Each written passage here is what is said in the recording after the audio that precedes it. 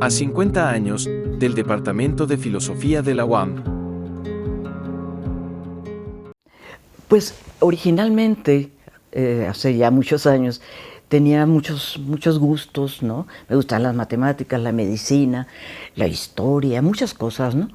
Pero luego las limitaciones propias en provincia, pues me determinaron, digamos, ¿no?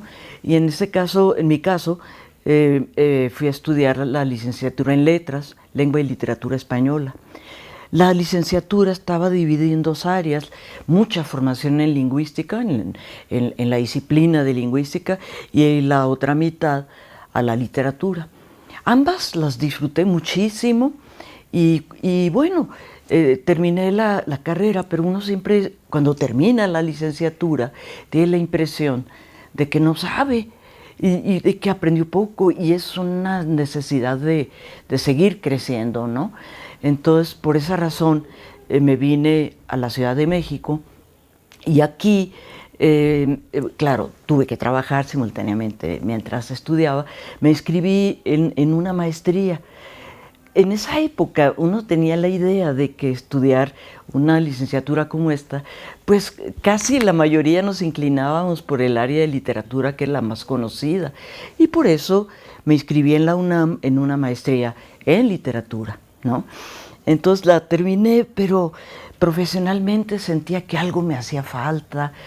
Comencé a leer libros de teoría lingüística, ¿no? En esa época, y no entendía muchas cosas que decían. Libros de Chomsky, por ejemplo, me desesperaba. Y entonces, pero era un deseo de saber nada más, no de aprender, de entender. No pensaba en sueldos, en empleos, no pensaba tanto en eso. Entonces me inscribí en el doctorado en lingüística, y sí con toda claridad, ¿no? En el Colegio de México, y sí fue muy importante, muy revelador, muy formativo para mí, ¿no? Hice el doctorado ahí y me incliné mucho hacia el área de gramática del español, los estudios hispánicos, pero sobre todo en el área de sintaxis, ¿no? Bueno, todo ha cambiado, creo, ¿no? Creo, y ha sido para bien, me parece a mí, en lo que se refiere a mi área, a mi disciplina, que es la que conozco, en donde he trabajado mucho, ¿no? Pues bastante, ¿no? Cuando recién entré a la universidad, lo primero que hice fue tratar de formar un área de investigación, porque se me hacía fundamental. No teníamos, solo teníamos, cuando yo entré, una licenciatura en lingüística solamente. Y entonces a mí me parecía muy importante formar equipo con los colegas y hacer seminarios, hacer cosas, hacer publicaciones conjuntas, digamos, ¿no? Investigaciones conjuntas, colectivas, pues. Entonces me tocó tomar la iniciativa, pero por iniciativa propia realmente, de formar el área de investigación, problemas lingüísticos de México le llamamos, ¿no? Así se llama hasta la fecha. Y hubo oportunidades de hacer muchas cosas. Entonces la universidad fue cambiando, fue abriéndose. Pronto se abrieron después los posgrados.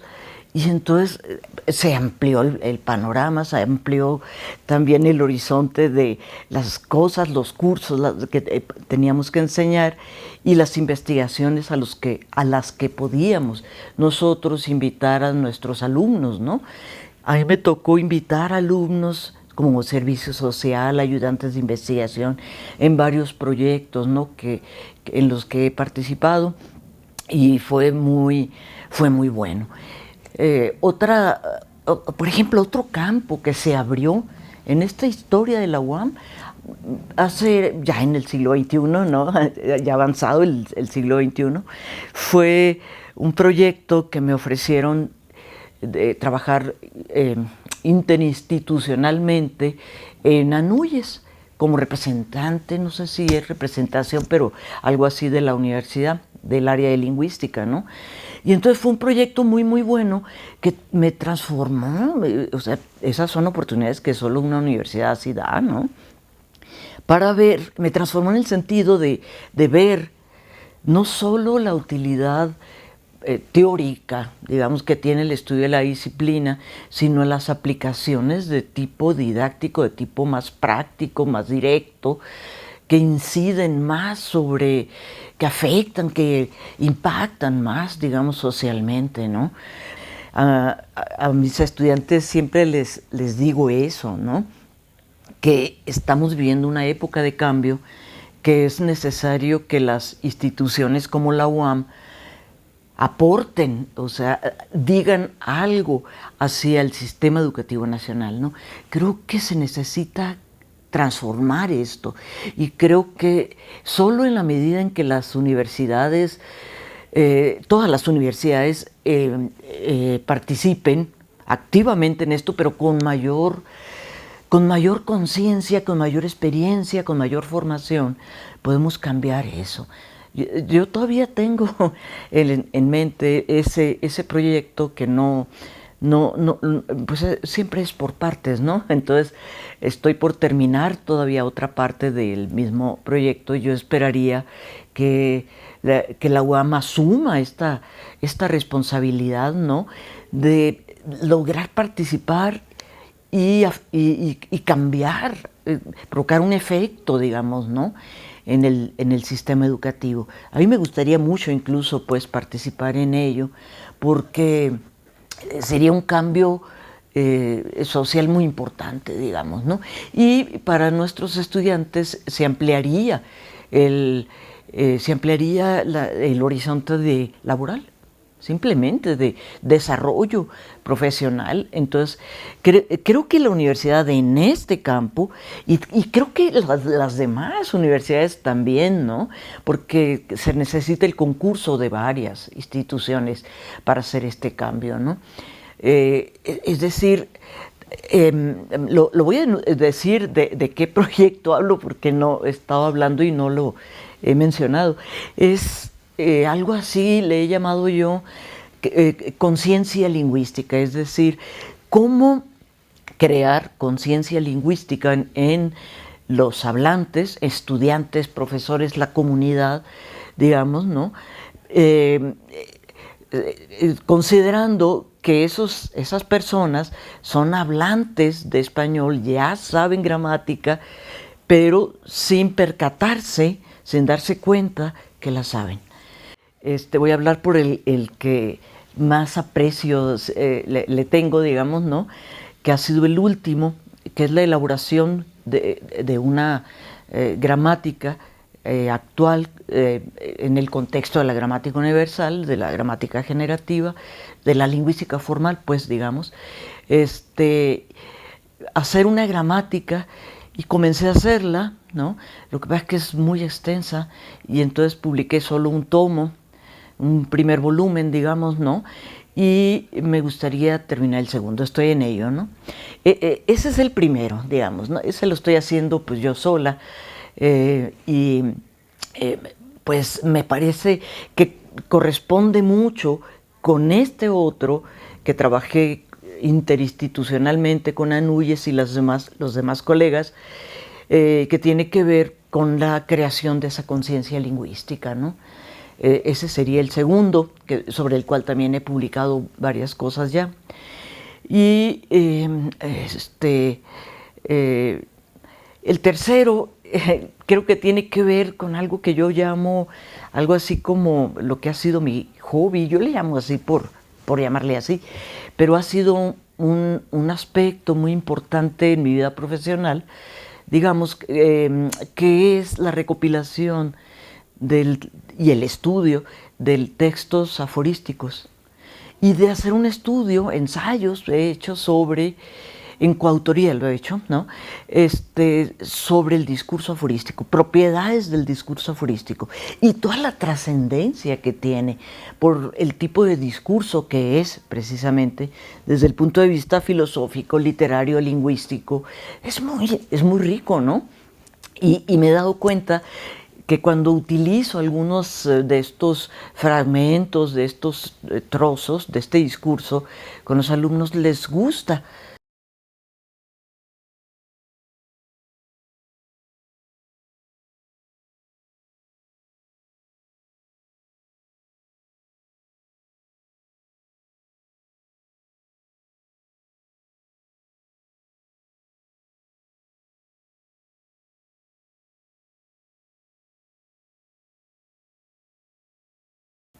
cuando gané un premio en la elaboración de una antología sobre sintaxis generativa, fue muy satisfactorio. Fue un libro que se publicó muy útil en su momento, ¿no? Cuando publiqué dos libros de estos de aforismos, cuando publiqué La Última Gramática y se presentó y tuvo mucho entusiasmo, digamos, en la gente que participó. No sé, son momentos, se me ocurre, no sé. Bueno, tengo demasiados. Me cuesta mucho trabajo citarlos, ¿no? Pero quizás por mencionar algunos tendría que comenzar pues, con Noam Chomsky, ¿no? Para mí fue central en mi formación y lo sigue siendo, ¿no? Lo ha seguido siendo, ¿no? Jackendorf, me gustaba mucho leerlo, me gusta releerlo todavía, ¿no? Y después me gustaron mucho todos los autores que trabajan lingüística hispánica, precisamente en España, ¿no? Como Ignacio Bosque, Violeta de Monte, que fue mi maestra, ¿no? Carlos Piera, Soledad, Ortega, son muchos, pero no puedo dejar de mencionar todos los otros autores que he leído y que han sido formadores en mi manera de ser, en mi docencia, en mi vida personal y profesional, ¿no? Como son todas las lecturas de creación literaria, digamos, que no he podido abandonar, solo tengo una maestría en ese campo, pero he seguido leyendo y sigo hasta la fecha. Se convirtió en un vicio, digamos, ¿no? Siempre leer eso, ¿no? En las noches, ¿no? Cuando ya había terminado mi trabajo, ¿no? Siempre.